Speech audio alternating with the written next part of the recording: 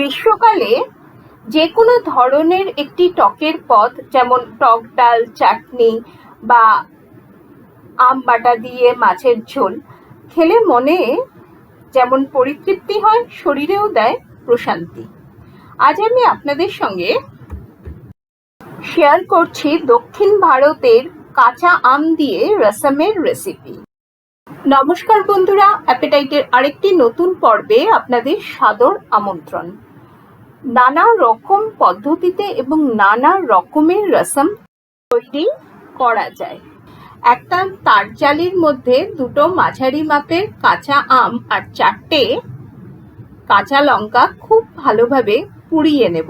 লঙ্কা তো জাস্ট দেওয়ার সঙ্গে সঙ্গেই রং ধরে যাবে, আমটা কিন্তু বেশ কিছুক্ষণ ধরে পোড়াতে হবে। যতক্ষণ না আমটা ভালোভাবে পুড়ে আমের খোসাটা কালো হয়ে যাচ্ছে। অনেকে কাঁচা আম সেদ্ধ করেও রসম বানান, কিন্তু আমার এই স্মোকি ফ্লেভারটা রসমে বেশি ভালো লাগে, তাই আমি সাজেস্ট করব আপনারা এরকম আম পুড়িয়েই রসমটা তৈরি করুন। আচ্ছা, লঙ্কা তো পুড়ে গেছে, তুলে রাখলাম। আমটাকে উল্টে পাল্টে ভালোভাবে এবারে পুড়িয়ে নিচ্ছি। যেমন বলছিলাম, রসম কিন্তু অনেক কিছু দিয়েই তৈরি করা যায়। মানে ধরুন, টমেটোর রসম হয়, কাঁচা আমের হয়, তারপরে জিঞ্জার লেমন রসম হয়, বা ট্যামারিন্ড মানে তেঁতুলের রসম। আমাদের বাংলাতে রসমের অতটা প্রচলন না থাকলেও সাউথ ইন্ডিয়াতে গেলে কিন্তু আপনি এই নানা ধরনের রসম এনজয় করতে পারবেন। দেখুন, আমটাকে ভালোভাবে পুড়িয়ে নিয়ে মিনিট 10 রেখে দিয়েছিলাম ঠান্ডা হওয়ার জন্য। ভালোভাবে পুড়িয়ে নেওয়ার ফলে আপনি কিন্তু অতি সহজেই আমের থেকে পোড়া খোসাটা ছাড়িয়ে নিতে পারবেন। খুবই সুস্বাদু এই রসম সহজপাচ্য, শরীর ঠান্ডা করতে, হজমে সাহায্য করে। এটাকে এক ধরনের কিন্তু স্যুপ হিসেবেও ট্রিট করা যেতেই পারে। এবারে একটি মিক্সিং জার নিয়ে তাতে পুড়িয়ে রাখা কাঁচা লঙ্কাটা দিয়ে দিলাম, আর রোস্ট করে রাখা আমের গা থেকে ছুরি দিয়ে কেটে কেটে পাল্পটা বের করে নিচ্ছি। এই আম আর লঙ্কাটা আমি খুব ভালোভাবে ব্লেন্ড করে নেব। বিনা জলেই কিন্তু এটা আমি পেস্ট করে নিচ্ছি। এবারে গ্যাসে একটা পাত্র বসিয়ে তাতে দিয়ে দিলাম 2 চামচ বাদাম তেল। রসম জেনারেলি বাদাম তেল বা নারকেল তেলেই হয়, তো আমি এখানে বাদাম তেল ইউজ করেছি।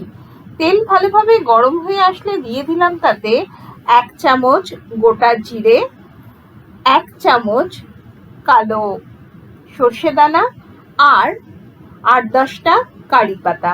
গ্যাসের ফ্লেম কিন্তু এখানে লোতে রাখবেন। 20-22 সেকেন্ডের জন্য এই ফোড়নটাকে ভালোভাবে ভেজে নিতে হবে। এরপরে রসমে একটা ভালো ফ্লেভার আনার জন্য আমি দিয়ে দিলাম 1 চামচ হিং, আর 1/4 চামচ হলুদ গুঁড়ো, আর 1/4 চামচ লাল লঙ্কা গুঁড়ো। এতে রসমের কালারটাও খুব ভালো আসবে, আর খেতে তো ভালো লাগবেই। হলুদ আর লঙ্কাটা ভালোভাবে ফোড়নের সঙ্গে মিশিয়ে নিয়ে একটি ছোট মাপের কুচনো পেঁয়াজ পাত্রে দিয়ে দিলাম, আর দিয়ে দেব 1/2 চামচ রসুন কুচি। পেঁয়াজ আর রসুনটা ফোড়নের সঙ্গে খুব ভালোভাবে একটু মজিয়ে নিলাম। রসম কিন্তু নিরামিষভাবেও করা যায়, আবার পেঁয়াজ রসুন দিয়েও করা যায়, তো আজকে আমি পেঁয়াজ রসুন দিয়েই রসমটা আপনাদের করে দেখাচ্ছি। 4টে গোটা শুকনো লঙ্কা এবারে পাত্রে দিয়ে দিলাম, আর দিয়ে দিচ্ছি কাঁচা আম আর লঙ্কার পেস্টটা। ব্লেন্ডিং জারে অল্প একটু জল দিয়ে জারটাকে ধুয়ে সে জলটাও এবারে আমি পাত্রে দিয়ে দেব। এই সময় বারবার বলছি, গ্যাসের ফ্লেম কিন্তু লোতে রাখবেন, না হলে মশলা পুড়ে যাওয়ার সম্ভাবনা থাকবে। খুব ভালোভাবে এটাকে কষিয়ে নিয়ে এবারে দিয়ে দেব 1 লিটারের মতো ঈষদুষ্ণ জল।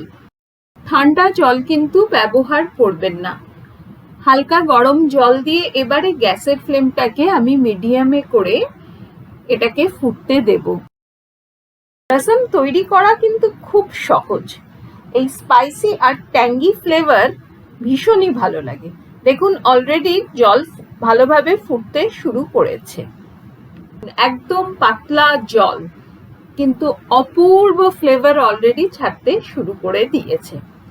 জলটা যখন ভালোভাবে ফুটতে শুরু করবে তখন পাত্রটাকে ঢেকে মিনিট 8 থেকে 10 রসমটাকে ভালোভাবে ফুটিয়ে নিয়ে কনসিস্টেন্সিটাকে ঠিক করে নিতে হবে। হাই ফ্লেমে রসম ফুটছে, এখনো কিন্তু আমি এর মধ্যে লবণ মেশাইনি। এবারে আমি এখানে দিয়ে দেব স্বাদ অনুসারে লবণ, আর স্বাদটাকে ব্যালেন্স করার জন্য হাফ চামচের মতো গুঁড়ো চিনি। চাইলে আপনি এখানে গুঁড়ো মেশাতে পারেন। কুচিয়ে নেওয়া ধনেপাতা এবারে রসমের মধ্যে দিয়ে দিলাম, এতে স্বাদটা খুব ভালো আসে। দেখুন একদম জলের মতো রসম আমাদের প্রায় তৈরি। আর একটা এক্সট্রা ক্রাঞ্চের জন্য এর মধ্যে মিশিয়ে দেব অল্প কিছুটা কাঁচা পেঁয়াজ।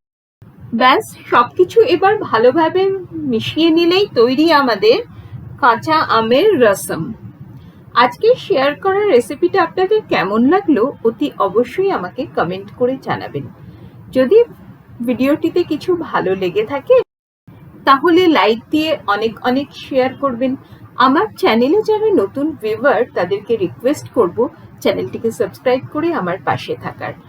অ্যাপেটাইটে শেয়ার করা রান্নাগুলি যদি আপনাদের ভালো লেগে থাকে তাহলে অ্যাপেটাইটের ফেসবুক পেজটিকে ফলো করতে কিন্তু ভুলবেন না। ব্যাস আমাদের দারুণ সুস্বাদু কাঁচা আমের রসম তৈরি। এবার গ্রীষ্মে কিন্তু একদিন এভাবে রসম ট্রাই করতেই পারেন। আর হ্যাঁ, আপনি যদি এটা নিরামিষভাবে করতে চান তাহলে শুধু পেঁয়াজ রসুনটা বাদ দিলেই হলো। গরম গরম ভাতের সঙ্গে পাঁপড় ভাজা আর কাঁচা আমের রসম, এ তো গ্রীষ্মকালে অমৃত।